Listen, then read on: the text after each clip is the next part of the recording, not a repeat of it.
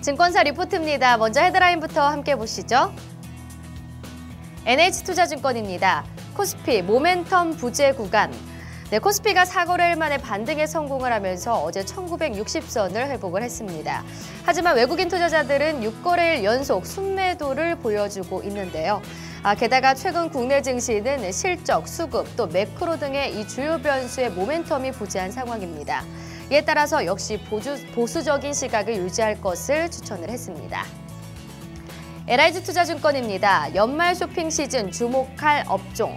전기전자와 또 해외 구매와 배송에 따른 전자결제주들, 그리고 운송업종에 주목을 했습니다. 신한금융투자입니다. 우려와 기대에서 찾는 섹터. 미국 금리 인상이 다가올수록 걱정되는 점은 기업의 이익이 부진할 가능성이 있다는데요. 하지만 과거 미국 금리 인상 초기에는 기업 이익 증가율은 대부분 상승을 기록했다고 합니다. 구체적인 전략으로는 최근 시총 비중과 또 이익 비중이 유사한 IT 섹터에 관심을 갖자고 전했습니다. KDB 대우증권입니다. 2016년 전망과 관련된 논점. 대신증권입니다. 위안화, SDR 편입된다면 이달 30일에 IMF에서 위안화 SDR 편입 여부를 결정을 하게 되죠. 이 편입 가능성이 높아 보인다는 게 대부분의 의견입니다. 위안화가 SDR에 편입된다면 위안화 위상 제고와 더불어서 또 중장기적으로 위안화 자산 소유의 증가가 예상되고 있는데요. 하지만 편입 이후 위안화는 약세의 가능성이 높다고 합니다. 그 이유로는 중장기 수요 기대보다는 단기 자본 유출 압력이 더 클 것으로 보기 때문이라고 밝혔습니다. 삼성증권입니다. 침체기 아닌 전환기 실적. 한국투자증권입니다. 2016년 증시 수급의 변화. 외국인 투자 자금이 추세적 유입보다는 반복적인 유출입 현상을 전개 중에 있습니다.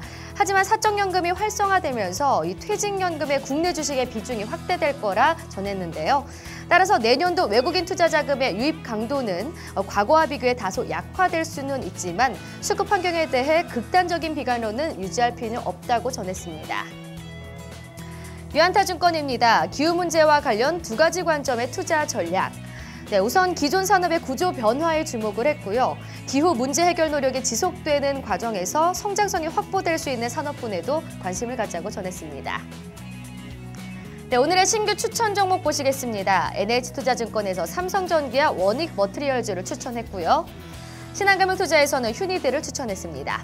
삼성전기부터 추천 이유 보시죠. 갤럭시 S7이 예상보다 빠른 출시가 계획되고 있어서 12월부터 해당 부품의 공급 시장이 전망되고 있습니다. 또한 전기차 배터리 매출이 중국 수요 호조 영향으로 4분기에도 고성장이 예상된다고 전했습니다. 휴니드 보시겠습니다. 통신망 장비 전문 업체인데요. 육군 통신망 교체 시 이 수혜가 전망됩니다. 또한 보잉 등 글로벌 항공기 업체와 공급 계약 증가도 기대된다고 전했습니다. 지금까지 데일리 리포트였습니다.